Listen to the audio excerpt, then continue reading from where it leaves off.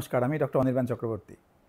আমাকে অনেক পেশেন্ট প্রশ্ন করে যে কোন ফলটা খাবো যাতে আমার ডায়াবেটিসে ক্ষতি হবে না। অনেকে মনে করে যে ফল বোধহয় খুব খারাপ, অনেকে মনে করে ফল বোধহয় খুব ভালো। তাহলে এই ব্যাপারটা একটু ক্লিয়ার করে দেওয়ার জন্য আজকের ভিডিও। এটা একটু মন দিয়ে দেখুন। তাহলে আজকে আমি মেনলি আপনাদের বলবো যে মোটামুটি 10টা ফল, যেটা ধরুন ওয়েস্ট বেঙ্গলে বলুন, বাংলাদেশে বলুন, ইস্টার্ন ইন্ডিয়াতে বলুন, পাওয়া যায়, যেটা খেলে আপনার ডায়াবেটিসে খুব ক্ষতি হবে না। আর ভিডিওটা শেষ পর্যন্ত দেখুন, তাহলে আমি আরও কিছু টিপস দেব যে ফলটা কোন সময় খাবেন, কিভাবে খাবেন, যাতে ক্ষতি মিনিমাম হয়। তাহলে ভালো ফলগুলো নিয়ে আলোচনা করি আজকে। আরেকটা ভিডিওতে আমি কোন ফলগুলো আপনার বেশি ক্ষতি করছে সেটা নিয়েও পরে বলবো। তাহলে ভালো ফল বলতে আমি শুরুতেই বলবো যে জাম। জাম হচ্ছে সবথেকে ভালো ডায়াবেটিসের ফলগুলোর মধ্যে একটা। এবার কোনো ফলের কিছু আয়ুর্বেদিক গুণ আছে যার ফলে ডায়াবেটিস কমে। আমার সেই সম্পর্কে বিরাট ধারণা নেই, বিকজ আমি আয়ুর্বেদিক নিয়ে পড়িনি। কিন্তু যে ফলগুলো বলছি, এই ফলগুলো খেলে জেনারেলি ওয়েস্টার্ন সায়েন্সেও দেখা গেছে যে ডায়াবেটিসের উপকার হয়, অ্যাটলিস্ট ক্ষতিটা কম হয়। তাহলে জাম হচ্ছে নাম্বার 1, যেটা আপনি যতটা খুশি খেতে পারেন, জেনারেলি আপনার ক্ষতি হবে না। সেকেন্ড ভালো ফল হচ্ছে কুল। এবার কুলের মধ্যে যে কুলগুলো মিষ্টি, এখন আবার অনেক হাইব্রিড কুল পাওয়া গেছে, সেইগুলো কিন্তু বেশি খেলে ক্ষতি হতে পারে। এই ব্যাপারটা বুঝতে হবে যে ফল যদি খেতে মিষ্টি হয় তাহলে সেটা আপনার ক্ষতি করবে, বিকজ মিষ্টিটা আসে ফ্রুক্টোজ থেকে।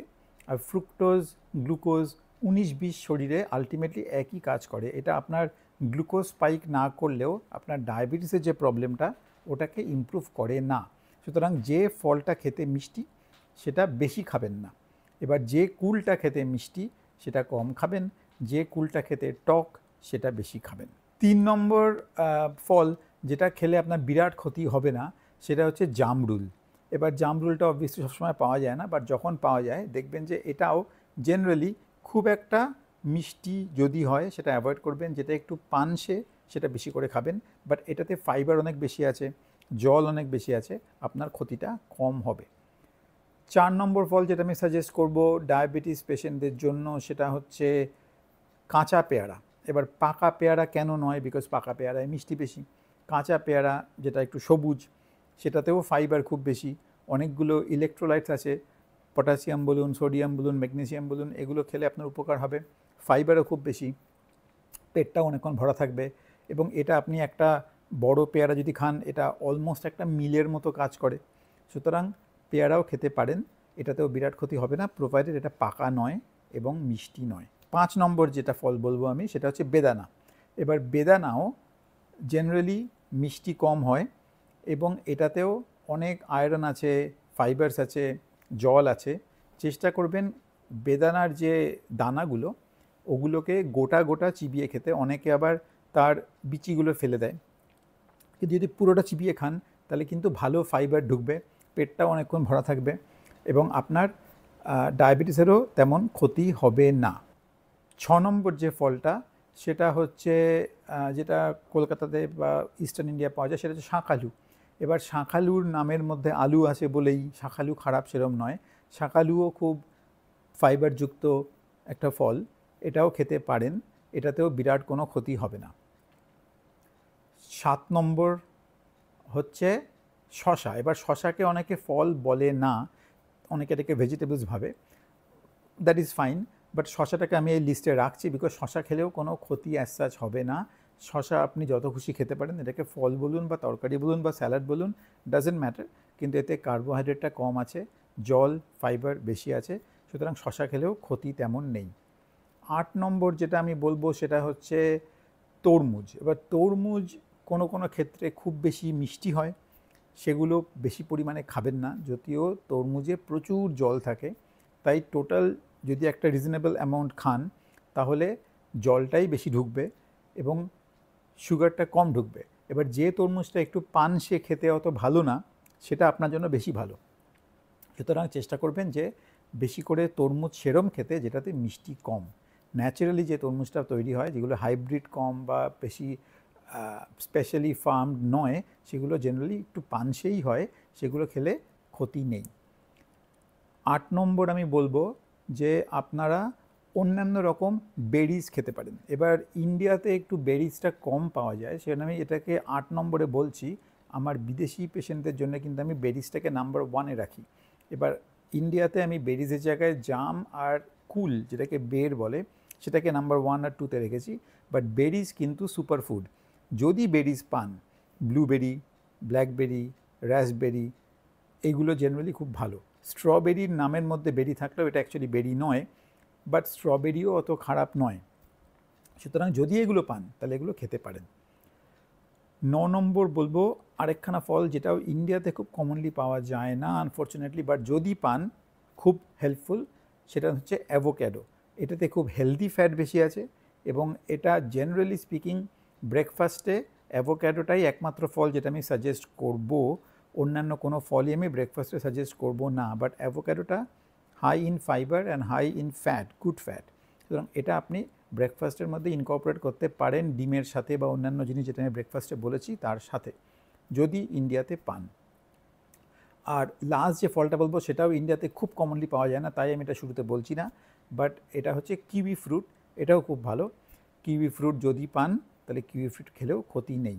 তাহলে এই হচ্ছে আমার লিস্ট অফ টপ 10 ফ্রুট যেটা আপনি ইন্ডিয়াতে পাবেন। প্রথম 7টা তো ইন্ডিয়াতে পাবেন, লাস্ট 3টে পাবেন একটু দাম বেশি, একটু রেয়ারলি পাওয়া যায়, বাট এগুলো খেলে আপনার বিরাট কোনো ক্ষতি হবে না। এইবার যেটুকু আলোচনা করব শেষের দিকে সেটা হচ্ছে যে ফল আপনার জন্য ভালো না খারাপ। প্রথম কথা হচ্ছে যে সব ফল খেলেই কার্বোহাইড্রেট ঢুকবে এবং সুগার বাড়বে, সুতরাং ফলে আপনার সুগার একটু হলেও ক্ষতি হবে। কিন্তু গোটা ফল যদি খান তাহলে ক্ষতি হওয়ার চান্সটা অনেক কম। ফ্রুট জুস খেলে ক্ষতিটা অনেক বেশি। সেটা আপনি ফ্রুট জুস বাড়িতে বানিয়ে খান তাহলেও ক্ষতি, আর ফ্রুট জুস যদি প্যাক করা খান তাহলে তো ক্ষতি বটেই, বিকজ ওটা একটা প্রসেস ফুড এবং ওতে ফ্রুট জুস দেখবেন ওতে 5% থাকে, 95% জল আর সুগার। সুতরাং ওগুলো একেবারেই বারণ।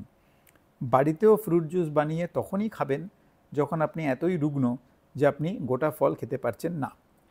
সুতরাং ফল খেলে ফাইবার ঢুকবে, ভিটামিনস, মিনারেলস ঢুকবে, জেনারেলি আপনার উপকার হবে, বিকজ অ্যান্টিঅক্সিডেন্টস, ভিটামিনস, মিনারেলস আপনার ওভারঅল উপকার করবে।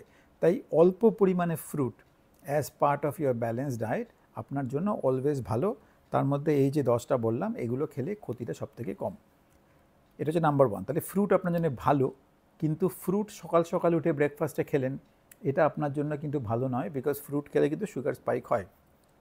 আনফর্চুনেটলি আমি অনেককেই দেখেছি অ্যাডভাইস করেন যে সকালবেলা উঠেই ফল খাওয়া, এটা একদমই ভালো আইডিয়া না, স্পেশালি আপনি যদি ডায়াবেটিক হন। সুতরাং ফলটা কখন খাবেন এটাও আপনাকে বুঝতে হবে। তাহলে ফলটা খেলে যেহেতু সুগার স্পাইক হবে, আপনাকে ফলটা খেতে হবে একটা এমন সময় যখন সুগার স্পাইক হওয়ার চান্সটা কম।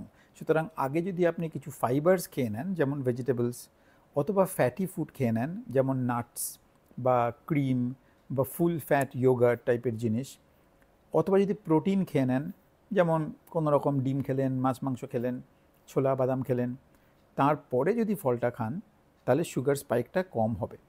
তাহলে নাম্বার 1 হচ্ছে ফলটা খাবেন এই সব জিনিস খাওয়ার পরে, খালি পেটে নয়। আর 2 নম্বর ফল খাওয়ার টাইম হচ্ছে ইন বিটুইন মিলস। যদি আপনাকে ডাক্তার বলে যে 2-3 ঘন্টা বাদে বাদে আপনাকে স্ন্যাকিং করতে হবে বিকজ আপনি ইনসুলিন নিচ্ছেন বা এমন কোনো ওষুধ আপনাকে দিতে হচ্ছে যার ফলে সুগার ফল করতে পারে, যেমন গ্লিমেপিরাইড, গ্লিক্লাজাইড গ্রুপের ওষুধ, তাহলে ওই যে ইন বিটুইন মিলস যে স্ন্যাকিং টাইমটা ওইখানেও অল্প করে ফল খেতে পারেন, যেটাতে আপনার খুব মিষ্টি টেস্ট নেই। এই যে 10টা ফল বললাম এরকম কিছু ফল খেতে পারেন অ্যাজ স্ন্যাক্স যদি আপনি ইনসুলিন বা গ্লিমেপিরাইড, গ্লিক্লাজাইড জাতীয় ওষুধ খান। তাহলে এই হচ্ছে ওভারঅল টিপস। এই 10টা ফল খাবেন, এরমভাবে খাবেন, খালি পেটে খাবেন না, ইন বিটুইন মিলস খাবেন যদি আপনাকে বারে বারে স্ন্যাকিং করতে ডাক্তার পরামর্শ দিয়ে থাকে। তাহলে দেখবেন ফলের উপকারটাও পাচ্ছেন আর ফল থেকে ক্ষতিও হচ্ছে না।